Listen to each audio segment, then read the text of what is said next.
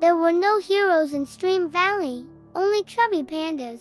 Among them was Akai, a fish seller with a monotonous routine that revolved around fishing and selling his catches. As day went by, an exhilarating idea gradually formed in his mind to become a hero. The heroes in legends would wield almighty swords, fight evil dragons, protect people from all harm. Akai clenched his fat fists and devoted himself to all sorts of heroic deeds. No matter what troubles his neighbors ran into, be it mending a roof or rescuing a cat, Akai was always the first to offer help.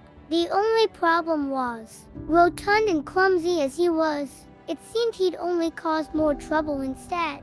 Akai, stop trying to be a hero. The neighbors didn't know whether to laugh or cry. Akai, however, refused to give up easily, and so, one day, when he was out fishing, he dreamed about the 4 Oriental fighters of the Cadia Riverlands. If only I could join their ranks, Akai said to himself. Unknowingly, he began to throw punches and kicks by the creek. Sluggish punches, wrong. Sloppy footwork, wrong. Slow reaction, awful. Yet you want to become an Oriental fighters? An angry roar sounded from within the creek, while Akai's float shook violently as if something enormous had just taken the bite. Akai, over 300 pounds as he weighed, was almost dragged into the water. Finally, whatever was at the end of his rod gave up, and Akai reeled it in. It was a frog. The frog leaped atop Akai's head, stroking his goatee, and claimed himself the Frog Immortal, a disciple of the great dragon who drifted down the creek from the dragon altar. He said Akai was a natural for martial arts, and that if Akai underwent his training, he'd definitely become an unparalleled hero on one condition. Of course, Akai gave them all his bank. The story about the chubby panda disciple and his little frog master thus began. The first year of training under his newfound master was exhausting, yet Akai was thrilled. The second year was also quite exhausting, but the ever-persistent panda carried on still. The third year was ever so exhausting, and Akai was just about to give up. Under the guidance of the Frog Immortal, Akai gradually grasped the hang of martial arts and developed his namesake moves, Panda Punches, as he proudly called it. With his relatively refined moves and years of training, Akai could easily catch petty thieves and chase away wild beasts. When he wasn't chasing thieves and saving villages, however, the panda disciple and his frog master would fish together by the creek. The frog often sat on Akai's shoulder as they watched the serene view before them. Everything seemed to be going in the right direction, except Akai's weapon was still just an old fishing rod, and his chubby shape still nothing like that of a true hero. We martial artists never look down on ourselves, said the Frog Immortal with a stern look. As long as you practice hard, I'll become the 5th Oriental fighter and be praised by everyone. Akai interrupted hastily. Frustrated, the Frog Immortal hopped up and punched Akai's stomach. Is that the only reason you practice martial arts? To be evaluated by others? To be praised? The poor panda nursed his aching stomach. But master, isn't that the cool part of being a hero? To be known by the people and be part of their stories? Becoming a hero is far more than simply being a part of someone's storybooks. In order to be a true hero, you must make the ultimate sacrifice. Akai didn't understand it at the time, but his master knew he would, eventually. In the days after, Akai gradually honed his panda punches. He was getting closer to achieving his dream.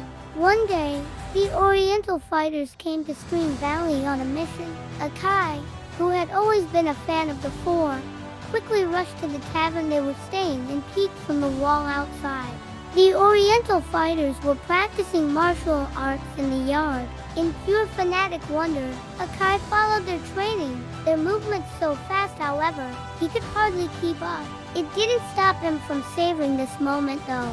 The Oriental fighters were the 4 distinguished disciples of the great dragons along, Wan, Ling, and Baxia.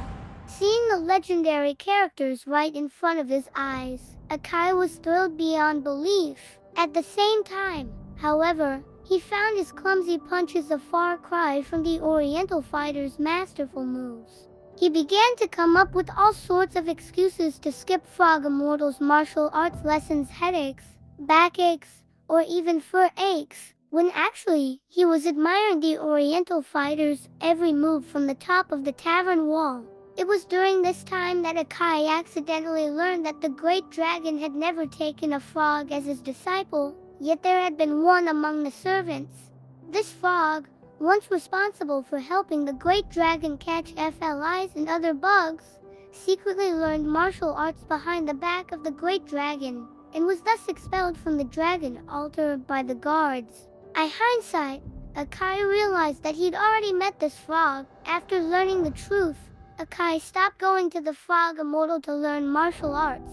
Without telling anyone, Akai set off to the dragon altar. He wanted to learn true martial arts from the great dragon himself, to become a real hero and protect Stream Valley. A panda, wanting to learn martial arts. The Oriental fighters were amused by this chubby country boy and so taught him a move or two from time to time. Akai flourished under the training of Zilong, Wanwan, Ling, and Baxia. I'll introduce you to Master. Zilong promised Akai before the great dragon was about to end his solitary meditation.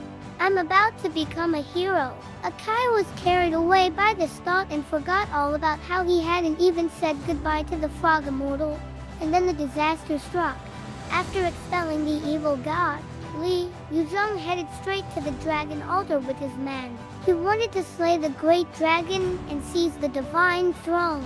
The 4 Oriental fighters went to fight him in haste. As soon as they left, however, the mischievous Cheng let Sun out. Having been locked up by the great dragon for centuries, Sun was furious when he heard his hometown had been occupied by pandas in his absence. With his golden staff in hand, Sun rushed to Stream Valley, vowing to eliminate them all and taking the land back. Akai was caught in a dilemma. He wanted to follow the Oriental fighters to fight Yuzhong and distinguish himself before the great dragon.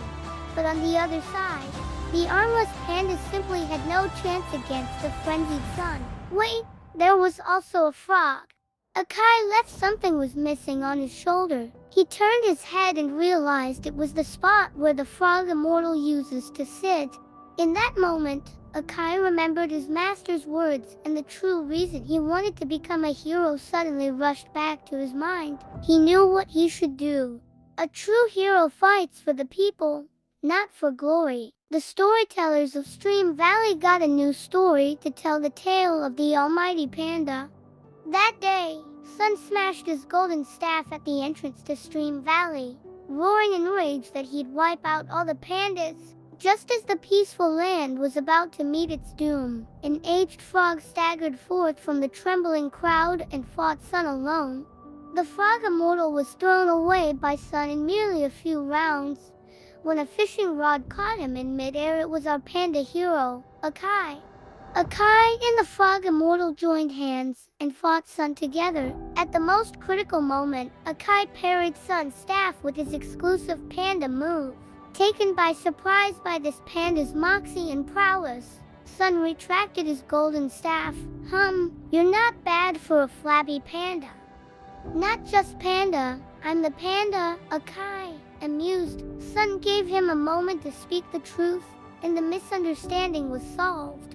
Before Akai could even apologize to his master, the Frog Immortal leaped high and punched him square in the stomach. You brat, skipping so many training sessions. Did you practice what I taught you today?